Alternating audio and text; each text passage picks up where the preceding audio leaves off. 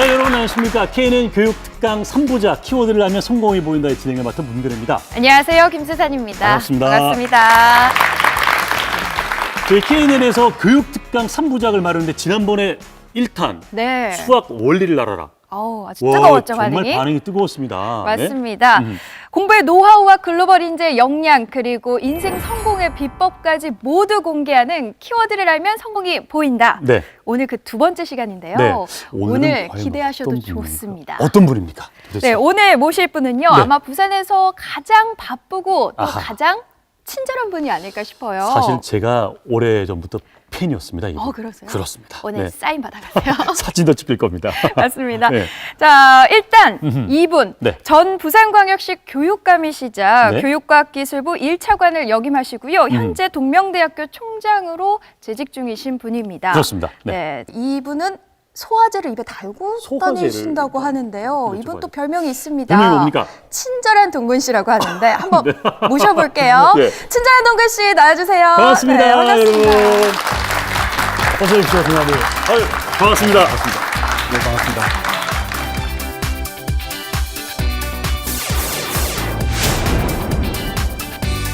제가 아까 소개해드릴 때 네. 친절한 동근 씨라고 소개를 해드렸는데 이게 무리가 아닌지 모르겠습니다. 뭐 아니지. 네. 항상 제 별명이 네. 누구한테나 네. 모든 사람을 항상 모신다는 어떤 그런 마음가짐으로 사람을 대해왔고 네. 뭐 제가 친절하다 겸손하다 이건 뭐 닉네임을 달고 있었습니다. 네네.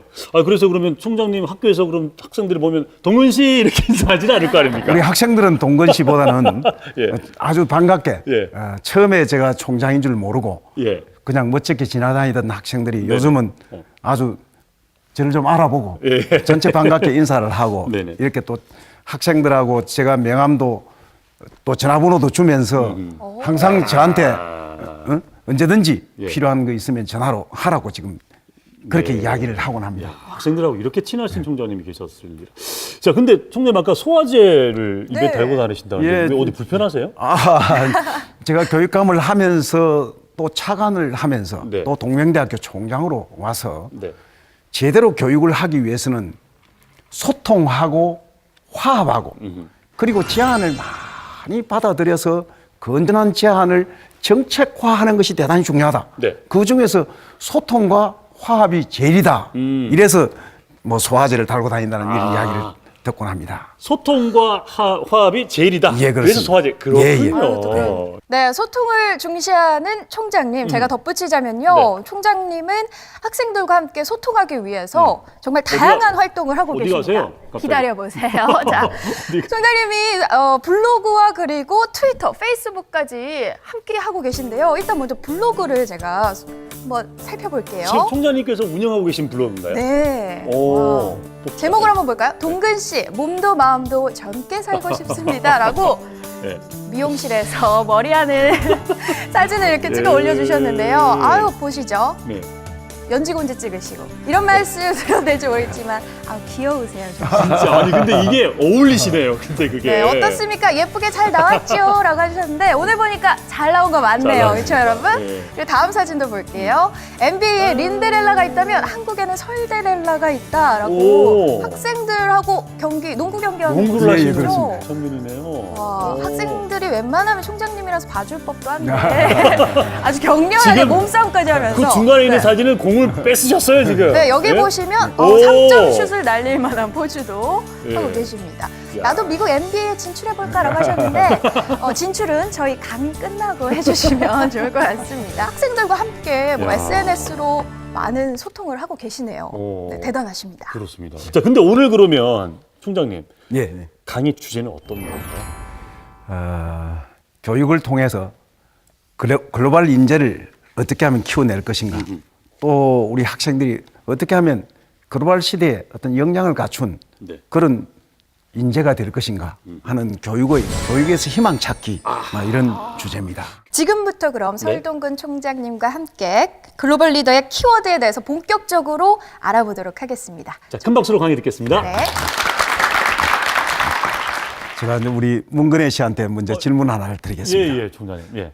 이 세상에서 가장 아름다운 것이 뭐라고 생각합니까? 가장 아름다운 거. 가장 아름다운 것이 아름다운 거지. 아름다운 뭐라 그럴까? 좀 아마 의미심장한 질문이시니까 그쵸. 우리가 예. 지금 질문을 잘 해석을 해야 돼요. 사랑이지 않을까? 사랑, 사랑도 사랑. 괜찮겠다. 그리고 그렇죠. 또 출생, 사랑일 수도 있고 출생일 수도 있고 생명. 가족, 예, 가족일 수도 있고 부부, 뭐 부부. 야, 거의 비슷하게 말씀을 했습니다. 저는 교육감을 하면서 늘 가정의 중요성, 가정의 중요성을 늘 이야기했습니다. 가족 간에 서로 화목하고 따뜻한 정을 나누는 행복한 가정이 교육에 가장 중요하다. 성공적인 교육을 위해서는 행복한 가정이 있어야 가능하다. 이런 이야기를 줄곧 해왔습니다. 이런 우화가 있습니다. 어떤 화가가 이 세상에서 가장 아름다운 그림을 그리기 위해서 집을 나섰습니다. 길을 가다가 맨 먼저 신부님을 만났습니다. 신부님한테 신부님 이 세상에서 가장 아름다운 것이 뭡니까? 하니까 신부님께서는 믿음이라고 이야기를 했습니다. 그러다가 길을 가는 군인을 만났습니다. 군인 아저씨한테 이 화가가 또 물었습니다. 무엇이 가장 아름답냐고. 그러니까 평화라고 이야기했습니다. 또 신혼여행을 떠나는 갓 결혼한 신혼부부한테 물었습니다. 이 세상에서 가장 아름다운 것이 무엇이냐고 물으니까 사랑이라고 이야기했습니다. 이 화가는 이 믿음과 평화, 사랑, 이 세 단어가 너무 마음에 들어서 믿음과 평화, 사랑을 합친 그림을 그리기로 마음을 먹고 그림을 그리려고 최선을 다했습니다. 아무리 노력해도 믿음과 평화, 사랑을 담은 그림을 그릴 수 없어서 포기한 채 힘없이 집으로 돌아와서 현관문을 열자마자 자식들이 아빠하고 반갑게 뛰어나오면서 달려와 안겼습니다. 이 화가는 거기에서 아이들이 이 반짝반짝 빛나는 눈망울에서 거기에서 아빠에 대한 믿음을 보았습니다. 장기간 집을 비웠는데도 아내는 여전히 부드럽고 온화한 태도로 남편을, 화가를 맞이해 줬습니다. 거기에서 화가는 참사랑을 느꼈습니다. 이 화가는 자식들의 그런 믿음과 아내의 참사랑을 받으면서 지친 몸을 쉬고 있는데 거기에서 평화를 느꼈습니다. 여기서 이 화가는 그야말로 믿음과 평화, 사랑이 있는, 사랑을 담는 것이 바로 가정이다. 바로 이 가정, 이것을 생각을 해서 아름다운 가정을 화폭에 담아서 그림을 완성했다고 합니다. 우리 부모님들, 자녀들 성공적인 교육을 위해서도 행복한 가정을 만드는 것이 대단히 저는 중요하다 이렇게 생각을 합니다. 100% 정말 공감을 하는데요. 그렇다면 많은 분들이 이 시점에서 네. 어떻게 교육을 시켜야 옳은 건가 많이 궁금해하실 것 같아요. 그걸 이제부터 시작한다는 겁니다. 네. 그래서 글로벌 인재가 되기 위해서 어떻게 해야 될지. 자, 그러면 자, 우리 들뜬 마음으로 큰 박수 다시 한번 들어보도록 네. 하겠습니다. 첫째는 우리 자신들이 내가 소질이 무엇인지, 적성이 무엇인지 이것을 제대로 알고 소질을 적성에 맞는 것을 찾아서 또 내가 좋아하고 재미있어 하는 것을 찾아서 내 미래로 삼겠다는 그러한, 그러면서 남하고 다른 브랜드를 만들겠다는 그런 높은 비전, 또 내 적성과 소질을 살려서 내가 좋아하는 것을 최대한 역량을 키워서 뭐가 되겠다는 구체적인 목표와 꿈을 갖는 것이 대단히 중요하다 생각을 합니다. 13단계 성공 철학이라는 책이 우리나라에도 번역이 돼서 나와 있는데 그 책을 쓴 나폴레온 힐이라는 사람이 14년 동안 16,000명을 대상으로 해서 조사를 하고 분석을 해보니까 성공한 사람은 5% 정도밖에 되지 않고 나머지 95%는 그저 그러한 삶을 살고 있다는 겁니다. 그 5%를 알아보니까 조사를 해보니까 5%는 뚜렷한 목표를 가지고 있고 그리고 자기가 좋아하는 일에 종사하고 있는 이 5%가 성공을 했고 나머지 95%는 구체적인 목표도 없고 자기가 좋아하지 않는 일에 종사를 하고 있었습니다. 그뿐만 아닙니다. 1953년도에 예일대학교, 여러분 예일대학교 잘 알잖아요. 예일대학교에서 졸업생을 대상으로 해서 조사를 했는데 구체적인 목표를 종이에 글로 적어 놓은 졸업생은 3%, 구체적인 목표를 가지고 있지만은 글로 적어 놓지 않은 사람이 한 10%, 그리고 60%는 막연한, 구체적이지는 못하지만은 막연한 목표를 가지고 있었고 27%는 아무런 목표가 없었습니다. 20년 후에 이 졸업자들을 대상으로 해서 조사를 해보니까 구체적인 목표를 정해놓고 그걸 종이에 글로 적은 3%가 97%가 가지고 있는 재산의 총합보다도 더 많았습니다. 우리가 무조건 열심히 하는 것이 아니라 내가 소질에 맞고 적성에 맞는, 내가 재미있어하는, 내가 즐거워하는 것을 찾아서 거기에 대한 뭐가 되겠다는 아주 구체적인 확고한 꿈과 목표를 가지는 것이 대단히 중요하다. 그러고 나서는 그게 그런 목표를 달성하기 위한 역량을 길러야 됩니다. 에이브라함 링컨 대통령은 나한테 나무를 벨 시간을 8시간을 시간이 주어진다면 그 중에서 6시간을 나무를 벨 시간을 8시간 주어진다면 그 중에서 6시간을 다른 데 쓰겠다고 했는데 혹시 우리 문근혜 씨는 8시간 주어진다면 그 6시간 나무를 전체 다 베는데 8시간인데 나한테 6시간을 먼저 주어진다면 어디에다 쓰겠습니까? 오늘 총장님께서 오셔가지고 좀 저한테 큰 질문을 자꾸 주시는데 나무를 빌 수 있는 8시간 중에 6시간을 먼저 준다. 6시간을 먼저 준다면 주어진다면 주어진다. 우리 김수산 씨는 일단 나무를 베기 위한 준비 운동을 할까요? 나무를 베기 위한 준비 운동. 저는 그냥 나무 그늘 밑에서 쉴 것 같아요. 나무 그늘에서 보통 그럴 것 같아요, 좀 총장님. 휴식을 취해서 또 예. 그것도 또 우리 방청객 여러분 중에서 예. 한 말씀 자유롭게 얘기를 하시죠. 해보세요. 6시간이 주어진다면. 6시간 주어진다면 나무 베기 싫어하는 표정인데요, 지금. 도망가겠다. 여러분들 아마 여러분들은 시골에서 아마 나무를 베는 모습 이런 것은 좀 아마 상상하기가 그렇게 쉽지 않을 겁니다. 에이브라함 링컨 대통령은 그 6시간을 나무를 베려면 도끼가 제대로 들어야 나무를 벨 수 있지 않습니까? 도끼를 가는데 6시간을 쓰겠다. 그 말씀은 나무를 베는데 8시간 주어진다면 나무를 8시간 안에 베기 위해서 그 6시간은 도끼를 가는 데 쓰겠다. 바로 여러분들이 내가 뭐가 되겠다는 구체적인 확고한 목표를 세워놓고는 그 목표를 달성하기 위해서 역량을 길러야 됩니다. 뚜렷한 어떤 목표, 확고한 구체적인 목표를 설정하고 나서는 여러분 요즘은 무조건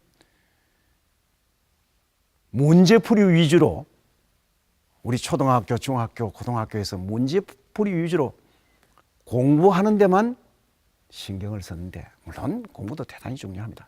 이제는 상상력과 창의성을 기르는 갖춘 그런 인재로 자라지 않으면 새로운 어떤 하루가 급변하는 이런 글로벌 지식 기반 사회에서는 이런 어떤 상상력과 창의성이 뒷받침이 되지 않으면 자기 능력을 제대로 평가받지 못하는 세상이 되었습니다. 삼성에 여러분 잘 아는 이건희 회장님께서도 기업에서는 수학 공식을 잘 외우는 사람보다는 창의적 사고를 가진 그런 인재가 더 소중한데, 정작 학교에서는 영어 단어 외우기나 수학 공식 외우는 데 치중하고 있다면서 우리 교육 현실을 안타깝게 생각을 했습니다. 역사적으로 봐도 어떤 이 창의성, 상상력을 가진 사람들이 아주 특출한 성과를 낸 사람들이 많이 있습니다. 갈릴레이도 그렇고, 레오나르도 다빈치도 그렇고, 에디슨도 그렇고, 피카소도 그렇고, 또 오늘날에 와서도 여러분 스필버그 감독, 그리고 스티브 잡스, 빌 게이츠, 이런 사람들은 바로 상상력으로 신화를 창조한 좋은 예라고 저는 생각을 합니다. 네. 이 상상력에 집중하라. 그리고 나무 베기 전에 도끼를 잘 갈아라. 이 말씀으로 좀 시작이 되고 있습니다, 지금. 네. 네. 그런데 이 강의를 듣고 있는 방청객분들이 보니까 음. 오늘 대학생분들이 많이 오셨어요. 그렇죠? 그렇죠. 네. 자, 그럼 이 시점에서 우리 정말 당사자인 우리 친구들 얘기 한번 들어볼까요? 방청석에 네. 계신 분들. 네. 먼저 어떤 분이? 예, 우리 남학생이 용기 있게. 자, 첫 번째 포문을 열어봅니다. 최고가 되고 싶다는 목표를 가지고도 시험 문제 고민이 현재 한국 대학생들의 현실에서 무엇을 중점적으로 준비하면 되는지 해결책을 말씀해 주신다면요. 네, 글로벌 인재가 되려면 다양한 경험들을 해봐야 될 것 같은데 네. 어떤 경험을 해보면 좋을지. 상상력과 창의력이 중요하다고 강조하셨는데 어떻게 하면 상상력과 창의력을 이제 키울 수 있는지 그 방법이 궁금합니다. 그렇죠. 사실 저도 그 질문 드리려고 그랬거든요. 네. 상상력과 창의력이라는 걸 우리가 공부한다고 이게 되는 게 아니잖아요. 피카소가 뭐 그 연습을 했겠네요. 그죠? 연습을 했겠습니다. 총장님, 네. 네. 부탁해요. 예, 아마 우리 대학생들 오늘날 가장 심각한 문제가 취업학일 겁니다. 그런데도 주위에 보면은 그 어려운 가운데서도 또 취업을 잘하는 학생들도 많이 볼 수가 있잖아요. 저는 자기 학과에 어떤 학과를 나왔으면 그 학과에서 일선 기업 현장에서 어떤 인재를 필요로 하는가.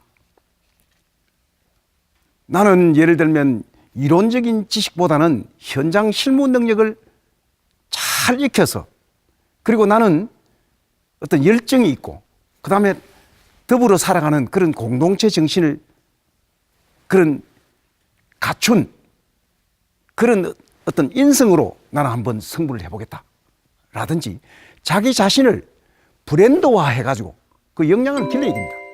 응? 내 이 학과에 어떤 뚜렷하게 어떤 곳에 취업을 하겠다는 그 목표를 세우고, 평소에 그냥 똑같이 다른 사람들하고 똑같이 스펙 쌓기라든지 똑같은 방법으로 해서는 성공할 수 없다. 나만의 어떤 브랜드 가치를 만들어서 다른 기업 현장에서 필요로 하는 그런 역량이 무엇인지, 예를 들면은 그 전자공학과 같으면 전자공학과에 그 분야에 대해서 어떤 분야에 내가 소질이 있는데 거기에 대해서는 내가 그 분야에서는 최고가 되겠다는 그런 확실한 자기 자신의 차별화된 브랜드 가치를 만들어야 됩니다. 여러분, 코카콜라가 13년 연속 브랜드 가치 1위 기업인데 그런 기업을 만든 결정적인 역할을 한 사람은 전 CEO인 로베르토 고이주에타라는 회장입니다.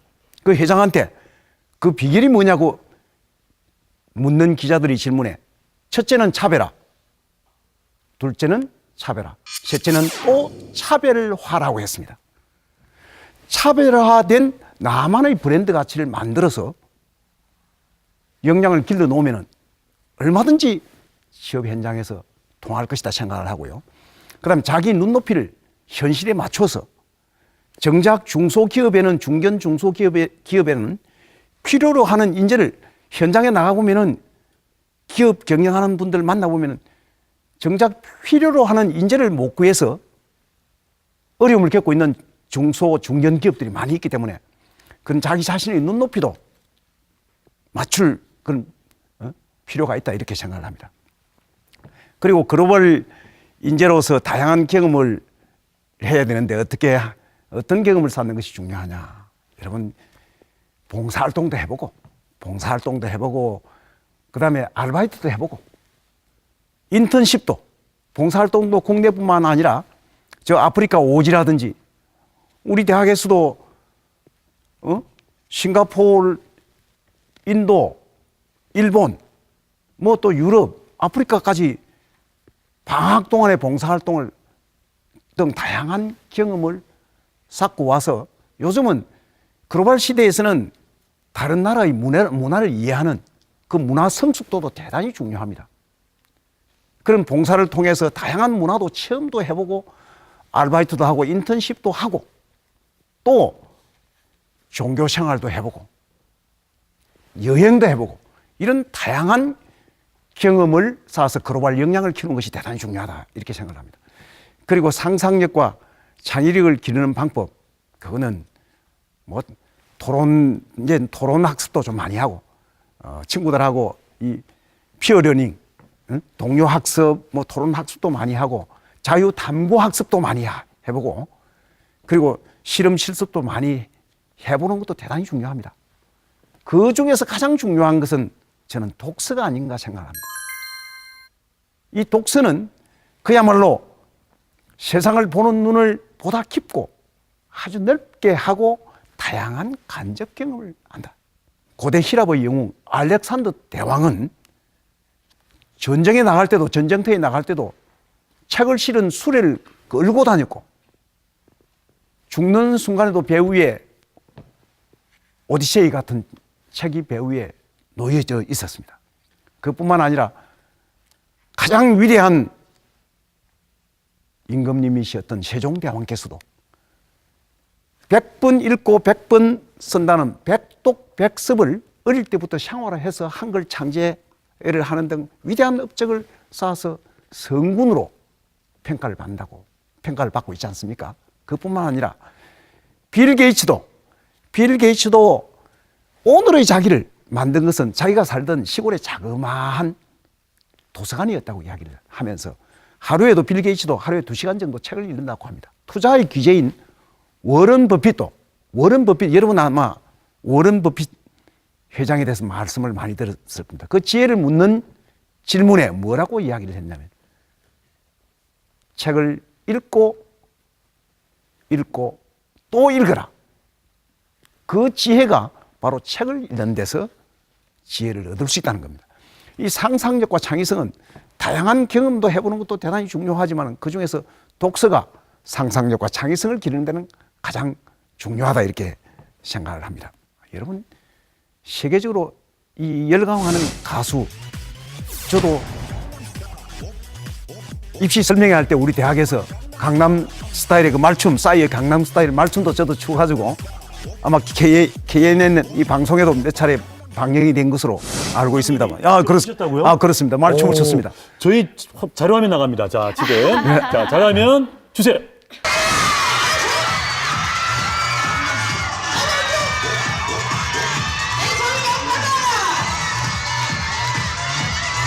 오, 총장님이, 이야, 대단합니다. 그렇습니다. 네. 여러분 그렇게 국민들로부터 세계 시민들로부터 사랑받고 그게 열광하는 그 이유가 뭐냐? 자기만의 독특한 음악 세계를 만들었기 때문입니다.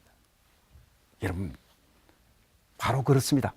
이제는 남하고 경쟁하는 것이 아니라 자기만의 자기가 가장 좋아하고 자기 적성에 맞고 소질에 맞는 그런 것을 차별화된 브랜드를 만드는 것이 대단히 중요하다는 것을 강남 스타일 우리 싸이에서 우리가 얻을 수 있는 지혜가 저는 아닌가 이렇게 생각을 합니다. 그 다음에는 여러분 남과 더불어 살아가는 공동체 정신이 대단히 중요합니다. 지구상에서 행복지수가 가장 높은 나라는 여러분들은 어느 나라라고 생각을 합니까? 유럽의 덴마크입니다. 유럽의 덴마크 그렇습니다. 자, 여러분 덴마크는 그 인근 국가인 스웨덴보다도 나라도 적고 국민 숫자도 적습니다. 그뿐만 아니라 그 유럽에 있는 뭐 독일이라든지 프랑스처럼 힘쓰는 나라 축에도 들지 못하고 물가도 비싸고 택시를 타면 미터기 올라갈 때마다 교통비 걱정을 할 정도로 굉장히 물가가 비싼 그런 국가입니다. 그뿐만 아니라 외식 한번 하기도 어렵고 대부분의 봉급쟁이들이 월급의 절반 이상을 세금으로 낸다고 합니다. 물론 그 나라에서는 유치원 때부터 대학까지 등록금이 없고 의료 보장제도도 잘 되어 있어서 뭐 암에 걸리도 걱정이 없는 그런 부분도 있지만은 국민들한테 이 행복하다고 느끼는 비결이 뭐냐고 그 조사를 하니까 국민들이 뭐라고 대답을 했냐면 나를 인정하고 존중해주는 사회 분위기라고 이야기를 합니다. 이 나라 모든 국민들은 어릴 때부터 나도 그렇듯이 나를 존중하고 나에게 피를 끼치지 않는 그런 사회 분위기를 만든 것이 행복을 느끼는 비결이라고 합니다. 이제 인성도 실력인데 그 인성에 대해서 남과 더불어 살아가고 남을 배려하고 하는 그런 공동체 정신이라든지 민주 시민의식은 우리나라는 많이 낮은 경제적으로는 선진국 수준에 갔지만은 이런 어떤 사회 질서라든지 민주 시민의식 이 수준은 굉장히 낮습니다. 미국에서 25년간 한국 학생들을 가르친 김유미 씨가 낸 책에 보면은 엄마가 달라져야 아이들이 성공한다는 책을 펴냈는데 그 보면은 이제 글로벌 기업들은 인재를 뽑을 때 서류 전형 통과한 지원자들을 대상으로 호텔에 일주일 동안 같이 합숙을 하면서 거기에서 축구 경기도 관람도 하고 같이 식사도 하고 연극이라든지 오페라도 감상도 하고 저녁에는 나이트클럽에 가서 같이 한번 노는 모습도 체크를 하면서 총체적인 문화적 수준하고 사람 됨됨이 즉 인성을 봐가지고 사람을 채용한다고 합니다. 그러니까 일주일 동안 합숙하면서 그 사람의 어떤 성격이라든지 대인관계라든지 매너라든지 문화적 소양 이것을 보고 최종적으로 사람을 신입사원을 뽑는다고 합니다. 결국은 바로 이제는 인성도 실력이라는 겁니다. 그렇기 때문에 더불어 사는 공동체 정신, 남을 배려하고 이런 어떤 매너 있고 이런 어떤 따뜻한 인간관계를 가진 그런 사람으로 우리 모두가 함께 준비를 해야 되지 않겠나 이렇게 생각합니다.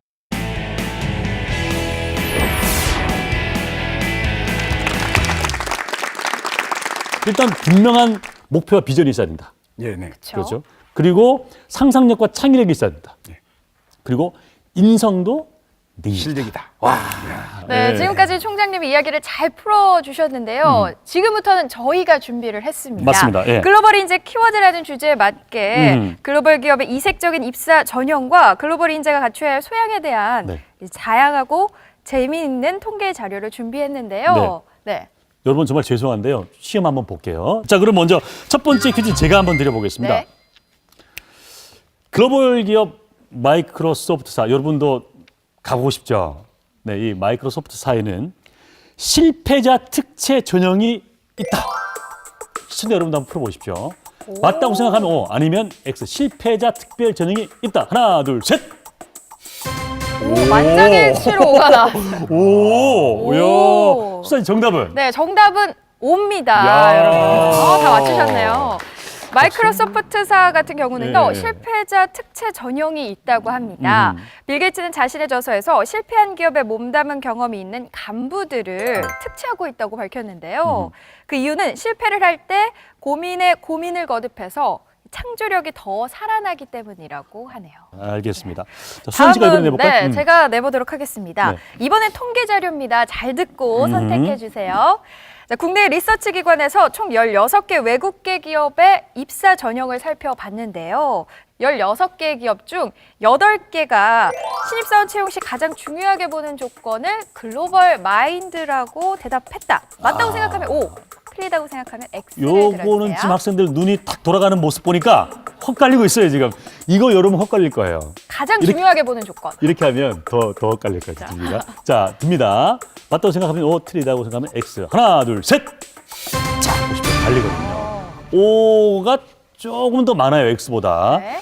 정답은 뭡니까? 정답은 네. O와 X가 골고루 나왔는데요. 네. 외국계 기업에서 신입사원 채용을 할 때 가장 중요하게 보는 것은 X입니다. 바로 인성이라고 합니다. 인성이라고 그래요, 여러분. 놀랐죠? 그죠?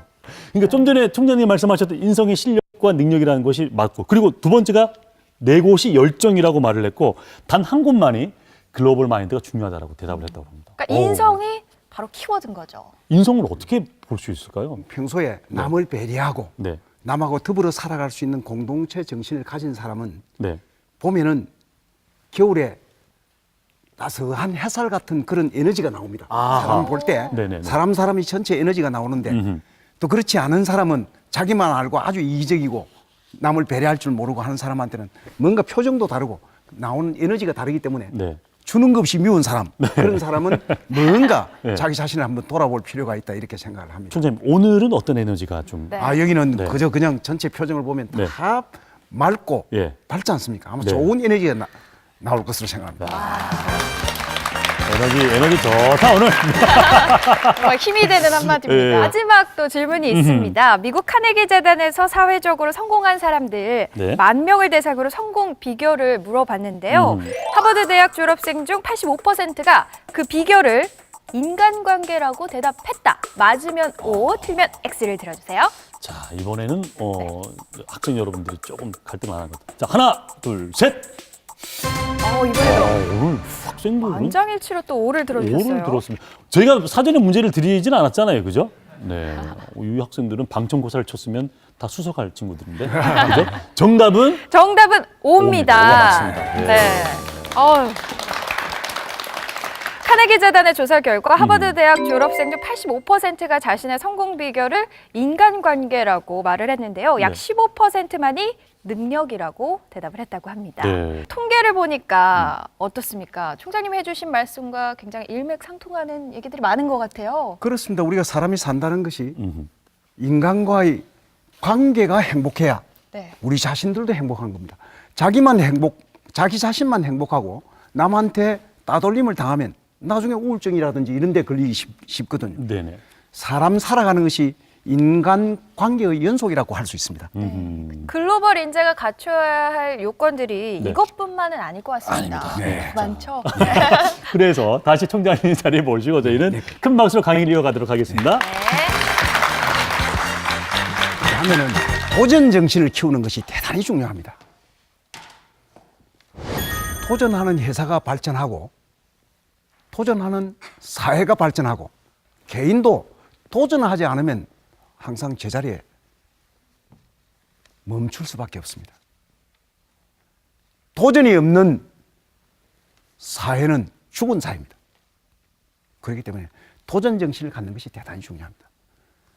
여러분 아마 부산 시민들 우리 KNN 방청자 여러분께서 제가 초등학교 교사 6년 4개월 하고 여기까지 왔다고 생각하면은 아마 놀라시는 분들이 많을 것으로 생각합니다.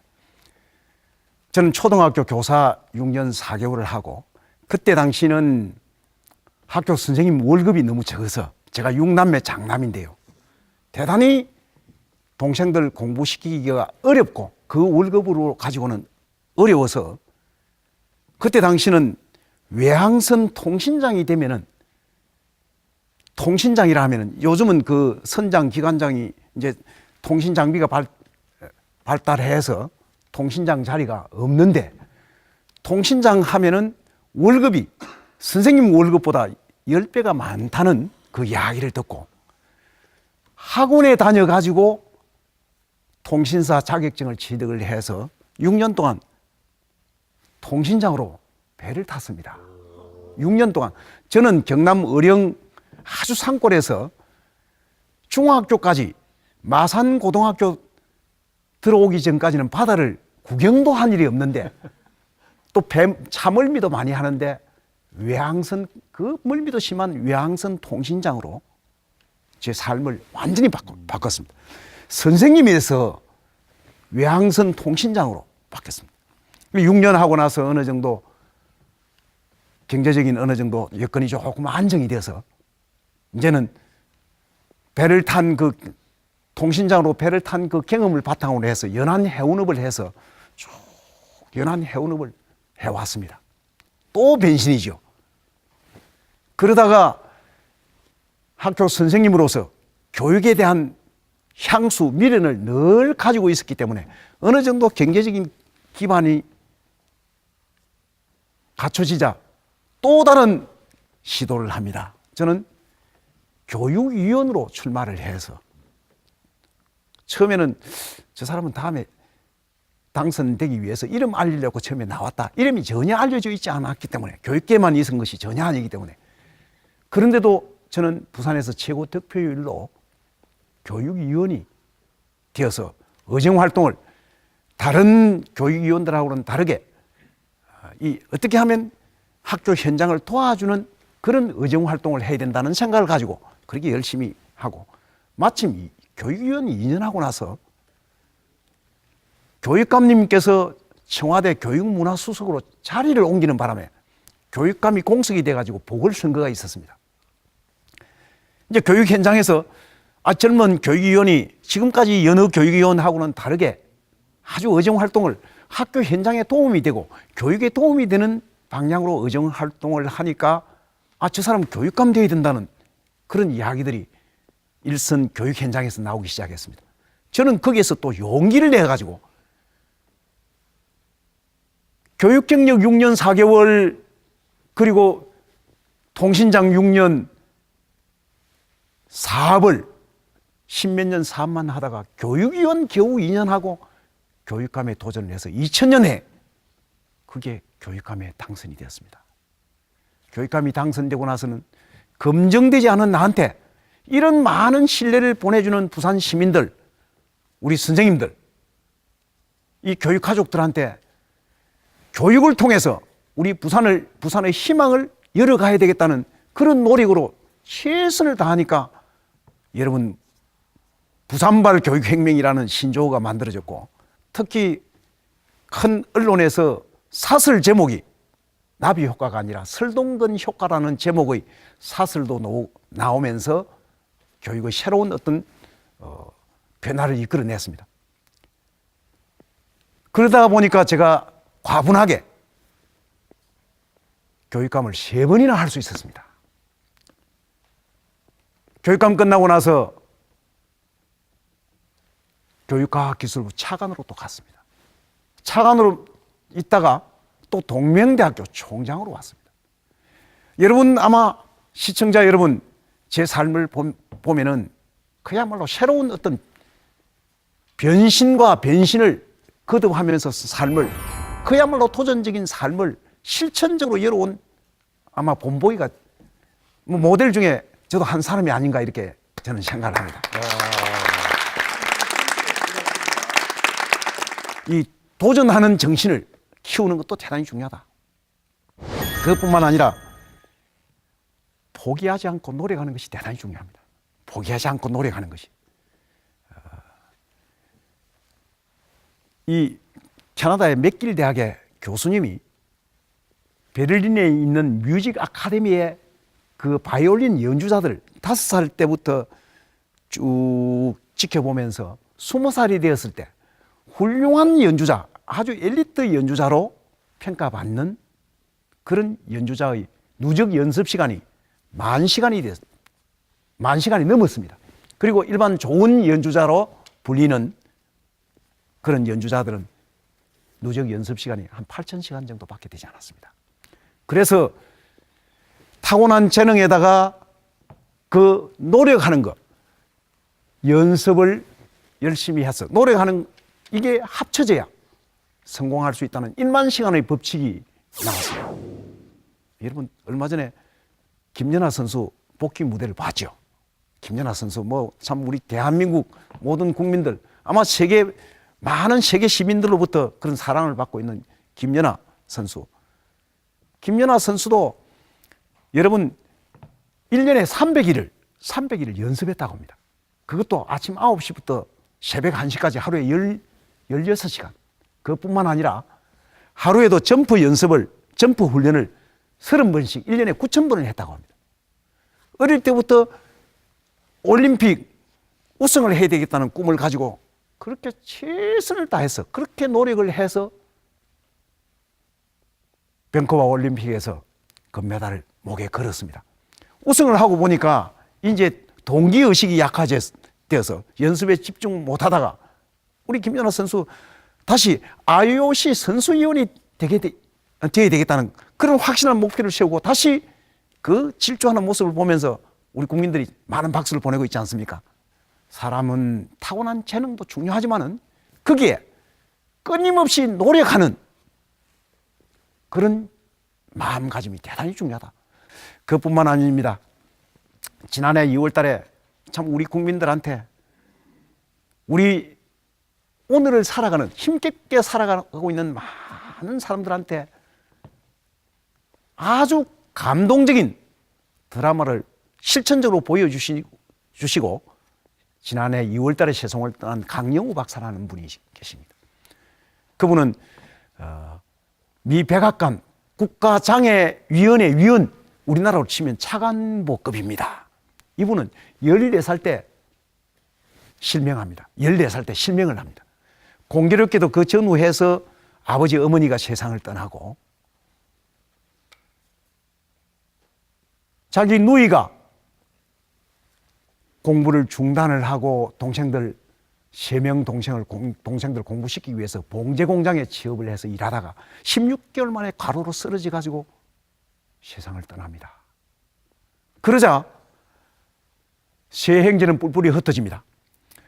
강영우 씨는 맹인 재활원에, 그리고 자기 밑에 남동생은 13살 남동생은 철물점 점원으로, 그리고 9살 막내 여동생은 보육원으로 이렇게 가족이 뿔뿔이 흩어집니다.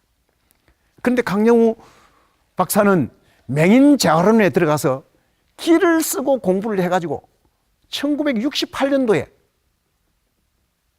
서울맹학교 고등부를 졸업을 하고 연세대학교 교육학과에 당당하게 입학을 합니다. 요즘은 좀 사회적인 편견이 심하지 않습니다만 그때 당시는 맹인이 무슨 대학을 가느냐, 사회적인 편견이 굉장히 심했습니다. 그럼에도 불구하고 강영우 박사는 최선을 다해서 노력을 해가 72년도에 단과대학 차석으로 당당히 졸업을 합니다. 그뿐만 아니라 성한 사람도 외국 유학을 간다는 것이 그 당시는 하늘의 별 따기였는데 한미재단하고 국제 로타리 재단의 도움을 받아서 미국의 피츠버그 대학으로 유학을 떠납니다.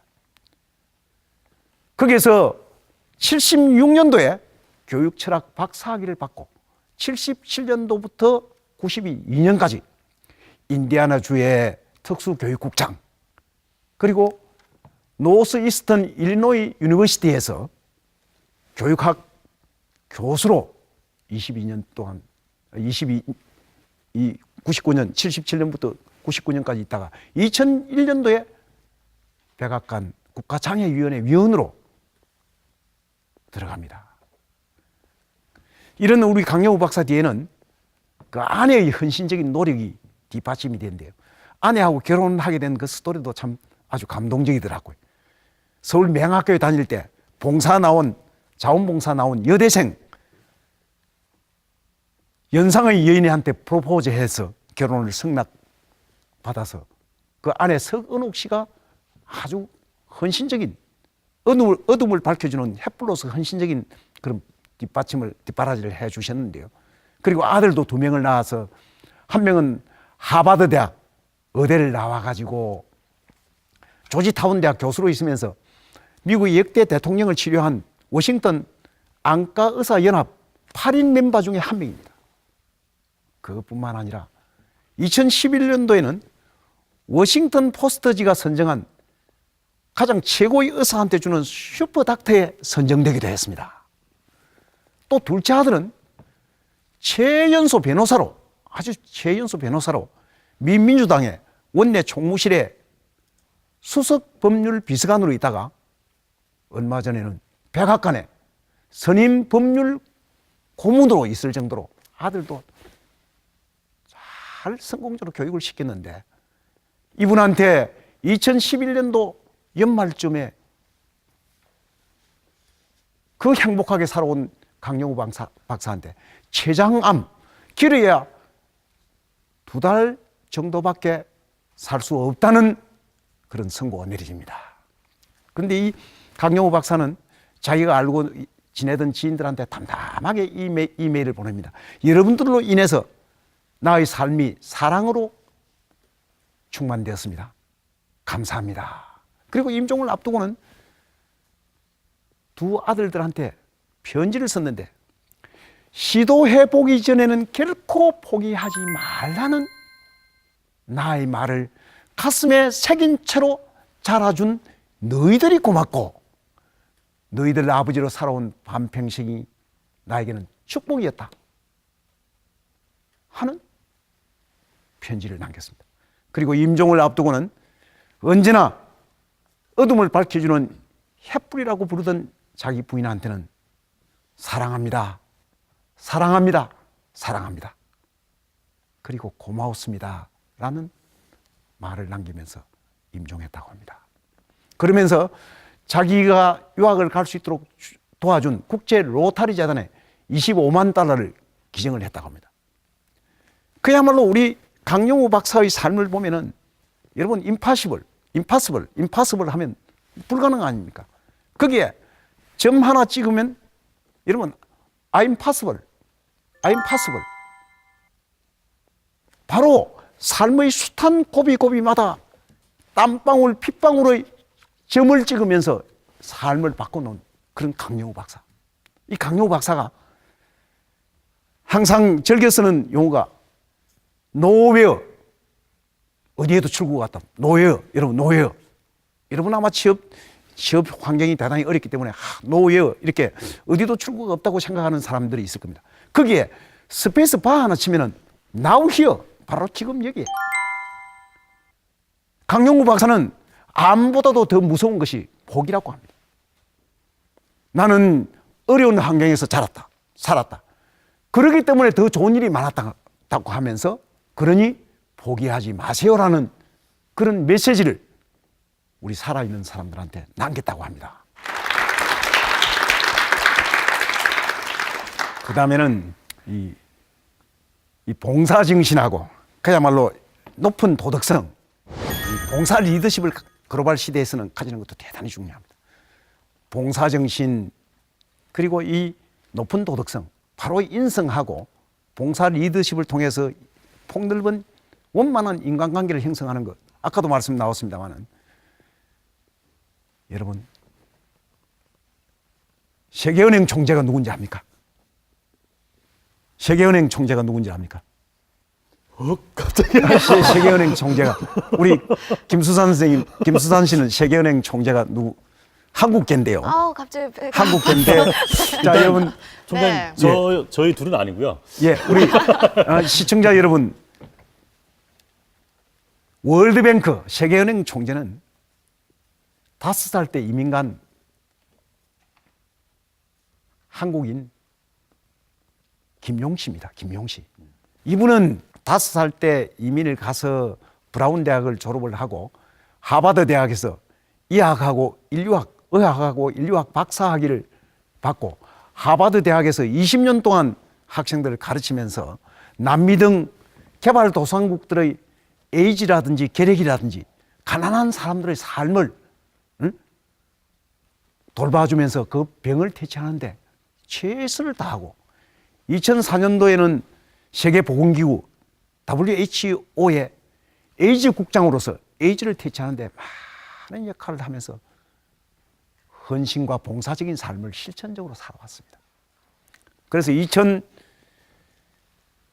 2005년도에 뭐 US 뉴스 앤드 월드 리포트지에서 미국의 25인 25명 안에 들어갔고 2006년도에는 타임지에서 세계에 영향력이 있는 100인 중에 한 명으로 김용 세계은행 총재를 꼽았습니다. 그때 당시는 전혀 하버드 대학 교수였습니다.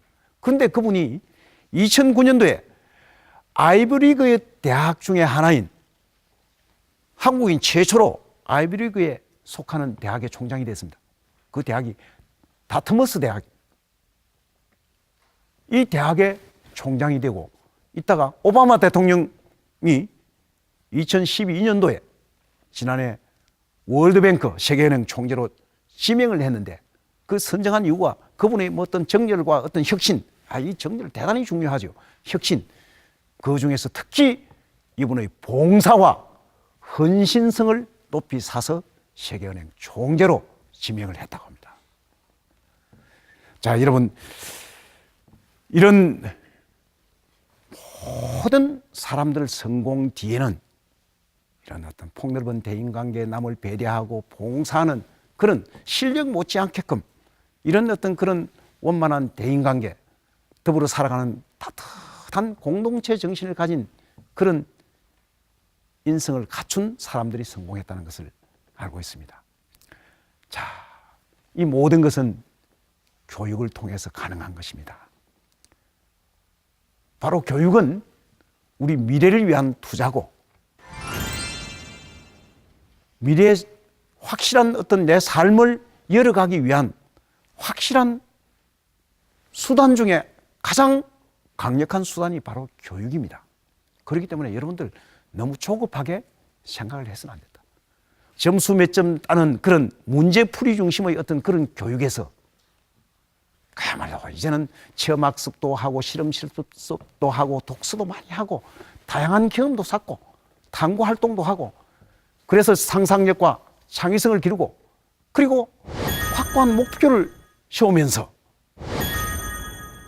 도전하고 포기하지 않고 노력하고 그리고 남과 더불어 살아갈 수 있는 남을 배려하고 남을 이해하는 따스한 겨울의 햇살 같은 그런 인성 엘리트가 되어서 자신을 갖고 나간다면 우리는 이 글로벌 시대에 대한민국 세계의 어떤 인재로서 큰 역할을 할 수 있다. 저는 이렇게 생각을 합니다. 우리 여러분들이 살아갈 대한민국 한번 그려보면서 글로벌 인재로서 자신의 어떤 역량을 키워나가는 그런 준비를 해놓으면 기회는 무한히 열린다는 것. 오늘 여러분들한테 이 말씀을 꼭 드리고 싶습니다. 여러분 고맙습니다. 처음에 여러분 안 가고 계실 때 눈빛하고 좀 달라졌어요. 네. 이 눈빛을 가지고 그대로 스튜디오 밖에 나가셔가지고 여러분의 삶에 적용하시면 여러분도 분명히 오늘 나왔던 이 위인 중에 한 분이 되실 겁니다. 다음 주는 또 어떤 주제 그리고 어떤 강연이 열릴지 많이 기대를 해주시면서 저희는 여기서 인사를 드리도록 하겠습니다. 네. 같이 한번 외치면서 인사드릴까요? 그렇죠. 네. 키워드를 알면 성공이 보인다!